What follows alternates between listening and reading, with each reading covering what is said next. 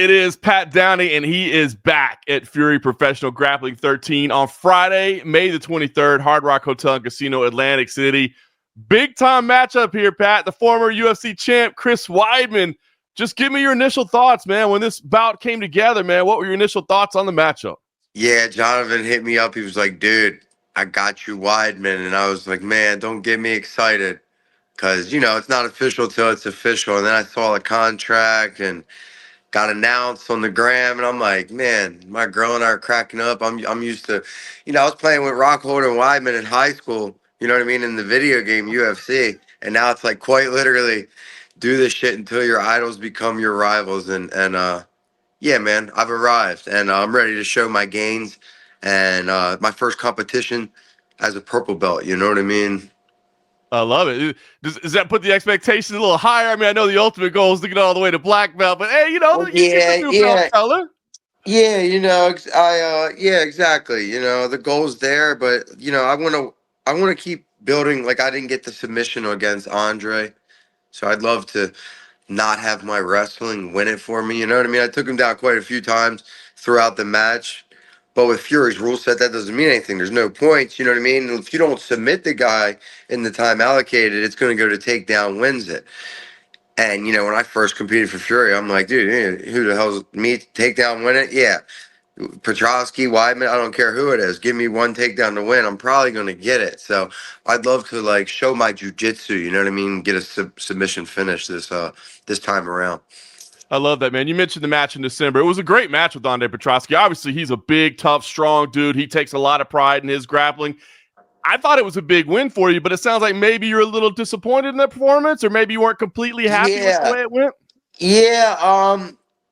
Hey, I couldn't agree more. All respect. I follow the guy. I like him, and respect his lifestyle and his team and his camp. You know what I mean? Sean Brady, Joe, who's the other guy? Pat Sabatini. I mean, all badass Northeast, tough mugs. Philly's not too different from Baltimore. At the end of the day, I'm sure we have a lot more in common than we do different. You know what I mean? With that being said, the scout was out with the front headlock from the IBJJF.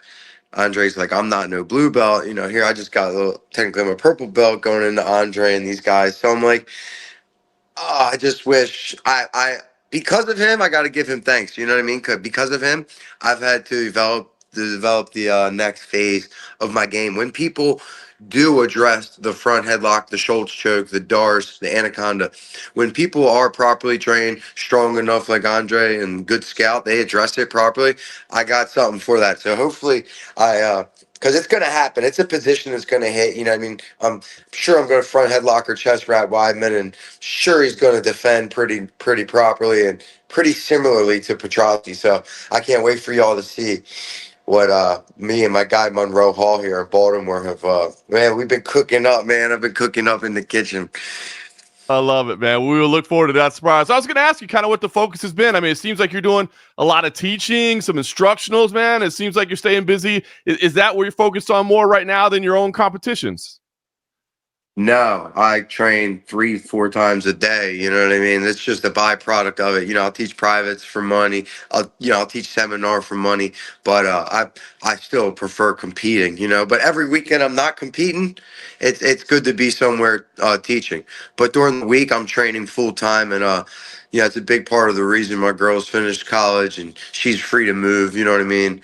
And I can get back down to South Florida and even Orlando. There's good guys with Phil Rowe and Rodolfo Rivera, but I love Wagner and Cyborg and all the Brazilians down there and other good Russian athletes with Killcliff. You know what I mean? There's a lot of good talent down there, professional partners and guys that, I want to be around. The gyms I want to be around are down there. And that's all with me being a professional athlete and using my prime. I'm 32 now, so how many more years I got? I'm on the shot clock, so I want to get the most out of them. I love it, man. Well, this will be a big one for you. Chris Weidman has said a former UFC champ. You faced UFC champions before, right? I mean, you faced it. What do you see? I mean, is there anything that you can categorize it like, hey, I know they approach this a little bit differently because, this is their background in mixed martial arts rather than just pure grappling competitions? Yeah, good point.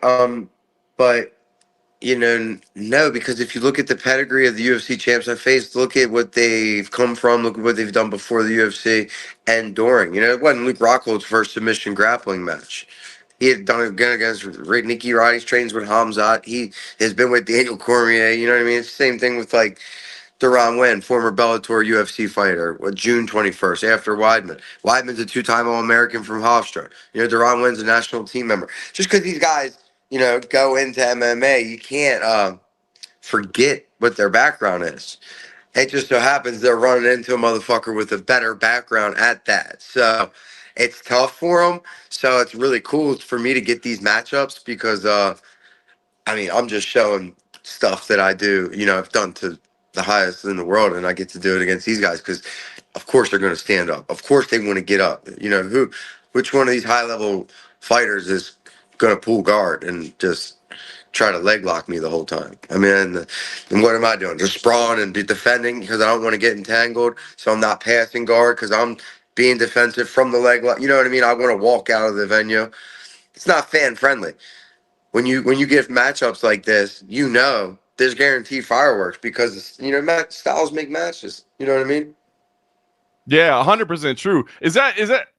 I don't want you to talk bad about the grappling scene, but I agree with you 100%. I believe some of the modern grappling, while it's effective in what it is, it's not necessarily exciting for fans to watch. But when this matchup came together, I was like, oh, these two dudes are going to go at it. It's going to be a lot of fun. Do you feel like that's something people need to be talking about in the grappling industry? Man, if they want the sport to continue to grow, if they want to bring revenue to the sport, that's the only reason I was ever a draw with Flow Wrestling and USA Wrestling, and now with the grappling scene, is because of the you can go win, but it's a lot cooler to go win with a high amplitude throw. It's a lot sicker to throw somebody off the stage. It's a lot cooler to go viral, and that's just part of being an entertainer, and not everybody has that in them. More people are like, oh, I want to, they'd rather,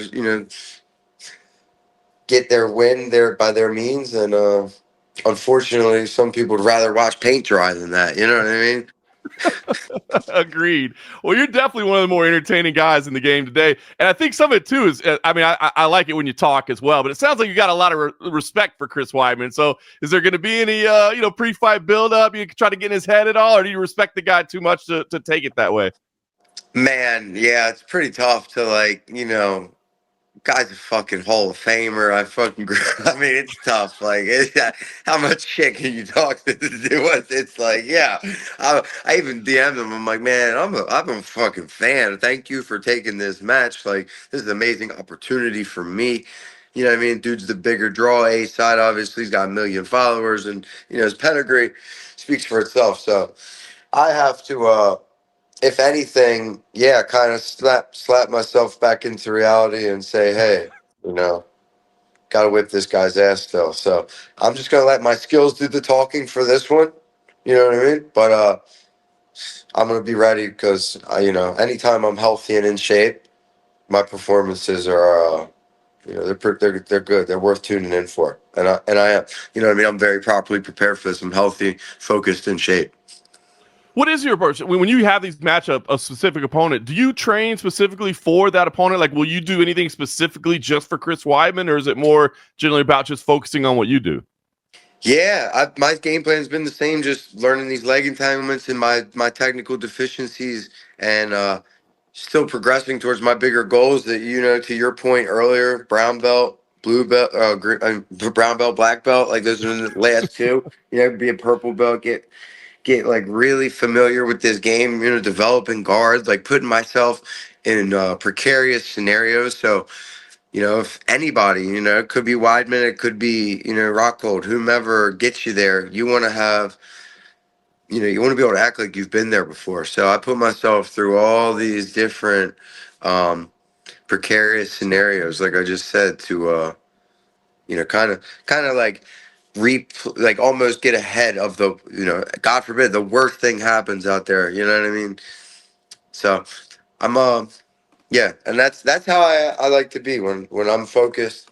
You know what I mean? And I'm in camp mode. And my buddy Max, we were just talking the other day on a run. He's like, man, they just need to get your attention and get Karen again. And once I got a matchup like that and I heard the name, I was like, all right, this will get me up out of bed nice and early. I love it, man. Well, listen, I mean, there's a couple title fights on the card, but I think this matchup might be as anticipated as any of them. So what's the goal here, man? I mean, obviously victory, but is it about, going out there and dominating a guy like Chris Weidman, a legend, or is it about showing some evolution in your own game? Like you said, maybe getting to that second level from that front headlock series, or like, what is the overall goal for you here? 100%, man. I'm not going to be happy unless I get the finish. Like I said, winning's nice. I wasn't necessarily happy with not finishing Petrosky, and they say that the cliche win or learn, and that's bullshit. You win or you lose, and it's up to you to learn afterwards. You know what I mean? You can learn from your losses, or you cannot. You can get worse. You can learn from your wins, or you can get worse. So, I'm really keen on progressing and getting better, even from the victories. And I'm a vet.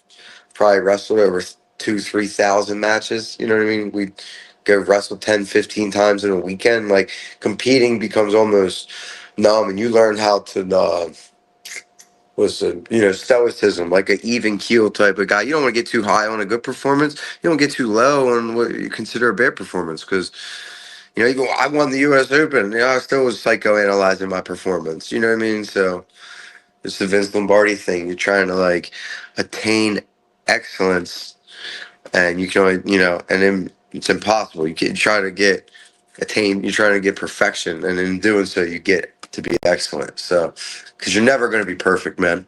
So obviously, in a perfect world, I go out there, I submit this mug in 30 seconds, and boom, Epone, no sweat broke. I go right back to the Hard Rock table, and we're playing some poker. You know what I mean?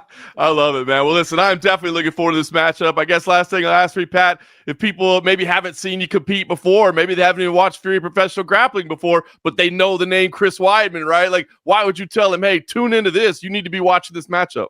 Yeah, I mean, if you're a combat sports fan, you're silly not to tune into this. You got a UFC Hall of Famer and, the infamous, notorious PD3, aka the Lizard King, Pat Downey. So, I mean, it's just two marquee names, tough, good-looking, big guys from the Northeast Coast, and it's gonna be a banger for the fans. I'm fucking pumped. Well, I am as well, Pat. You brought the energy last time. I know you're going to bring it again on May 23rd. So appreciate the time, and we'll see you out there in Atlantic City. Yes, sir. See you soon, bro.